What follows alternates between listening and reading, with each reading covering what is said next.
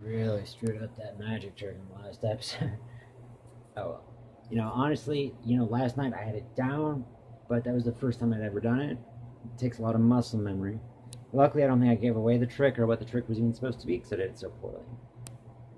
Yeah, I spent most of today working on other magic tricks and put this together on my wall, which is something I want to talk about first.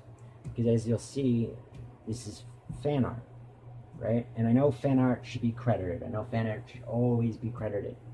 And now I just have a small little issue with that. So I'm just going to show it all real quick. Because I had all the names written down for all the fan art. And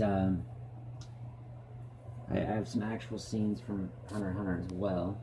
And I had them all written down, ready to share and everything. But then I had an incident where instead of printing out just the one picture I wanted to, I accidentally printed out an entire folder of pictures. Yeah, this one's even because I was looking at Bowsette, and of course stuff like this came up, and I wasn't doing anything creepy with it or nothing. But yeah, so I have a lot of pictures like this now printed out, which I don't want to put up here. This one's cute though. I like it. Looks like Sailor Moon. This one says, "All my words have turned to tears. You may not hear them, but you'll feel them. I am afraid of turning into a monster someday. Crying is the only way to speak when you can't explain what made your heart broken." I love those sayings. Killua is like the anime character I relate to the most, hands down. Like it used to be the Vegeters, now it's this guy. Which is, watch Hunter x Hunter, and it's not maybe the best thing. But anyways, so who am I though? How do I explain that? Well, from a young age, I always liked telling stories. I liked writing stories. I liked coming up with stories. I wanted to make. I liked playing video games, and I used to dream of putting those two things together, taking my love for storytelling and my love for video games and making them into one. The thing about video games is that they're a lot of work and take a lot of people and require schooling, to get past that first barrier if you're not cool enough to find people on your own, which I wasn't, obviously. Um, yeah, I didn't. I didn't do well in school because I'm dyslexic. So let's start there. Yeah. So school sucked. So put me back in high school. I'm dyslexic. I'm bright as a tack, but I can't read super well. It's not that I can't read. It just takes me 4 hours to read 2 or 3 pages, which is a lot, So I didn't do too well in high school. So what did I do in high school? I shut off and I rebelled and I played video games. And the thing that I did that I think did the most damage to me, however, was I started smoking weed. And I want to bring this up because I think it's important to tell. I think that smoking weed before my brain fully developed at 20 something caused I was already set to get bipolar. I think it caused my bipolar to kick in when I was like 17, 18 instead of 24, 25 like it should have. And I was ill compared for that. I was ill compared to become bipolar at such a young age. So I started taking meds for it. And what wound up happening there is, I didn't do too well in high school, I eventually get kicked out, and I get sent to my grandparents' house. I'm staying up there, and I bring one of my friends home. I'm up there, and he's 21 something. I'm 17 at the time, and I have a bunch of friends younger than that.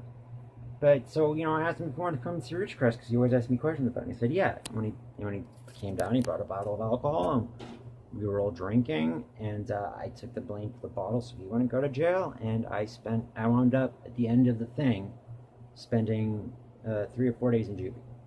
Not that big of a deal, standing up for a friend, but in those 3 or 4 days, I didn't have my meds anymore, and that was the worst. Getting off the meds was the worst experience of my life. Fear of that caused me to never get on my meds again. Just not to do it, not to get on the ones that help with the mania, because I thought that if I lost them, it would be way worse than. Because I had only had those meds at that time a couple of months, 4 or 5 months max, you know. Maybe I just started getting used to it. Anyways, so from there, you know, I'm 17, 18, like I said. And I'm dating a girl I used to have a good time with, you know. We had fun together. And her uncle was a construction worker, and I needed work, and that's, you know. So he kind of taught me some stuff, and then that was just kind of what I did from there on out. People needed help doing construction stuff, and I just helped them, and they would teach me how. I did it with her uncle, with her grandparents, with my uncle, you know, and then all the people in between, because, you know, 2 of those were contractors who needed help with other people's jobs.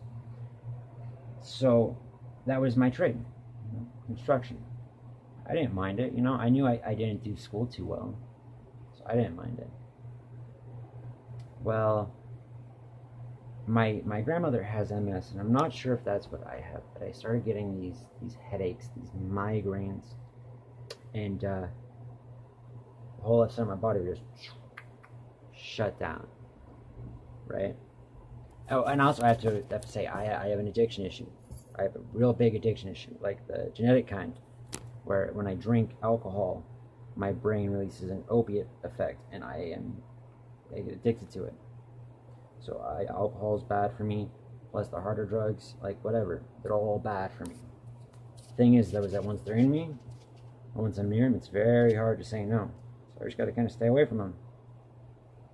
You know, booze, I'm getting better at saying no, but it's because it's everywhere. Harder drugs, however, that's a lot harder to say no even now.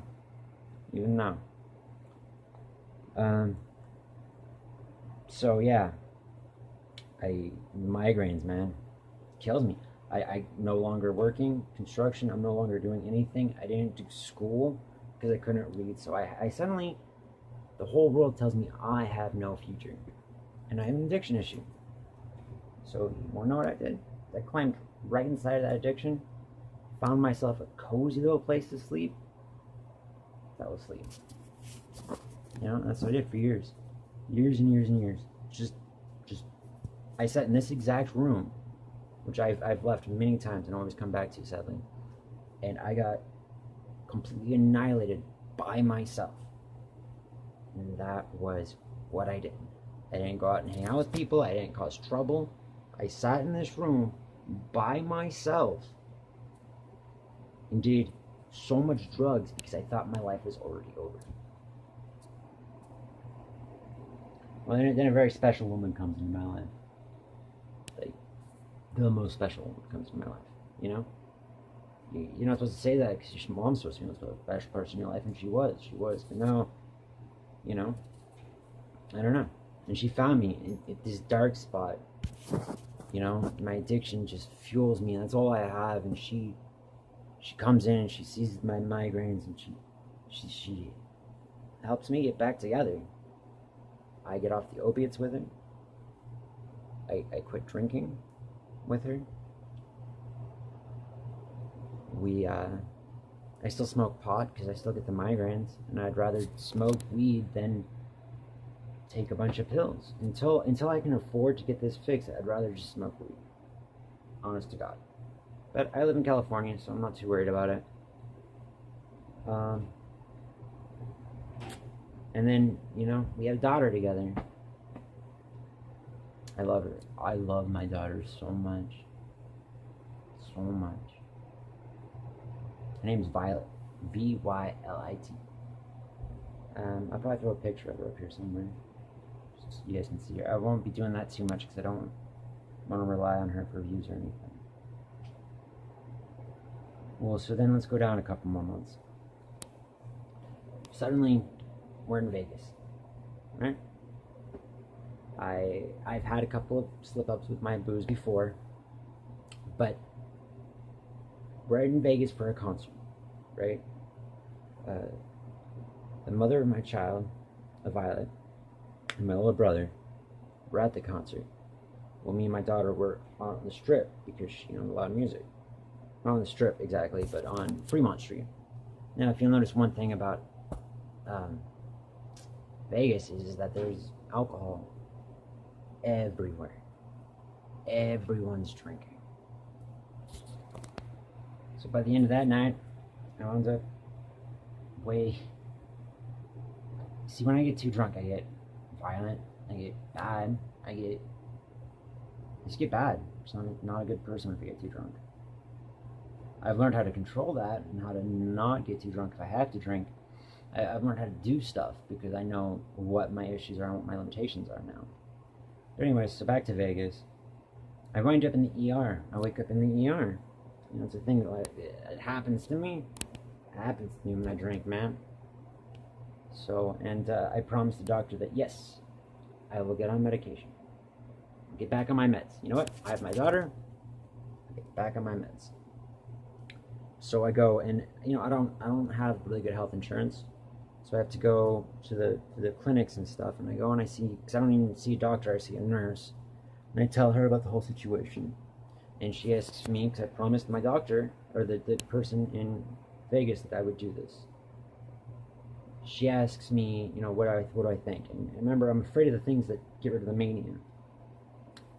But I wasn't afraid of the antidepressants, because getting rid of the depression seemed great. You know, don't sleep, you know, for 1 week out of the month, that's fine. I can still go hyper crazy for 2 or 3 days, and you know, I just won't sleep, and that for that month, for that week. So I'll be able to get things done. Great. Well, no, without the mania meds, the antidepressants, they just gave me super, super bad mania, and I lost my mind. And I don't, to this day, I remember exactly what happened, but I have no idea what I was thinking. And I deleted my old Facebook, but if you could go back and look at it, you would see I lose my mind. I do. I lose my mind. And I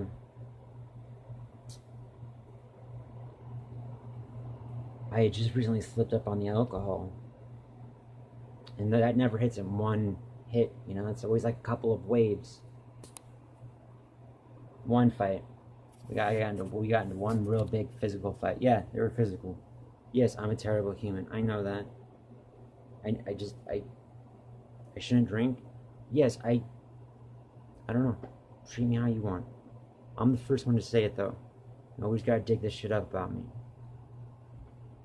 So we get into a fight, and you know, she kicks me out.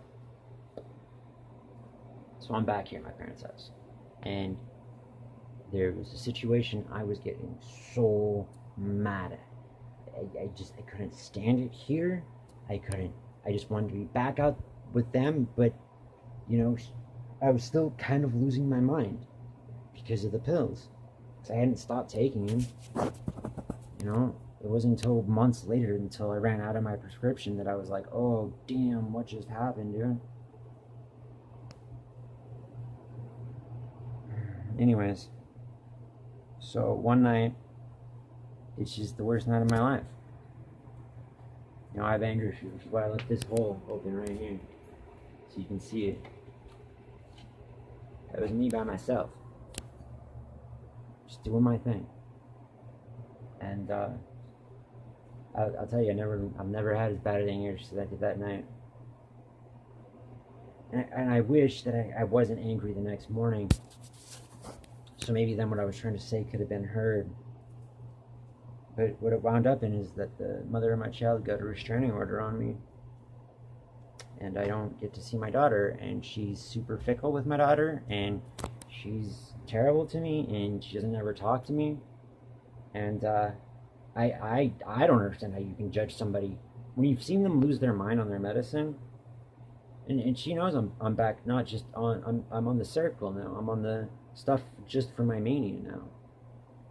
On her accord. I just don't understand how you can be fickle with somebody's daughter when they're putting 100,000% of themselves in every day, and you it upsets me. Anyways, and that led me to here. You know, I'm having a hard time finding a job. I have my entire life. You know, I don't know, maybe I'm bad at looking for jobs. I don't know. Broke. Any money I do have has to go to child support. My phone, it's not even a phone. Like, it's just what it is, and I'm just using it as a camera right now because it just freaked out last week and I lost everything. I lost all the pictures of my daughter, everything. So I picked up magic again. It was something I used to do in high school, sleight of hand, and that, you know, propelled me to make this channel. And I was like, I'm not gonna make a YouTube channel without my Mario, man. There's no way I can make a YouTube channel without talking about anime either, because it's just so close to my heart. So I created this, and I don't know. Hope somebody likes it. Well, I mean, when I get started. But so I'm working on a magic routine for YouTube, so that should be coming soon. I want to shoot a reaction. I ran out of storage room on my phone, which reminds me, I'll probably start begging for money as soon as people start watching. So, because I need a camera and stuff. But yes, I want to make a reaction video to Super Mario Maker 2. It won't be live. I've already seen it a couple of times. It actually came out before I decided to make this YouTube channel, which I know. It was yesterday. I know I put a lot of work in today. It's what I do. Work hard. Work hard, work hard, work hard.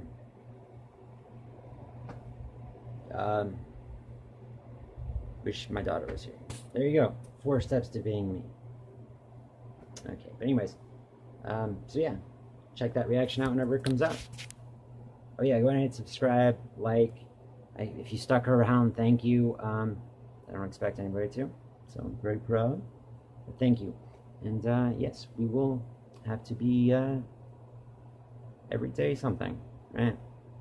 So for now, probably a lot of reactions while I work on other shit. Peace.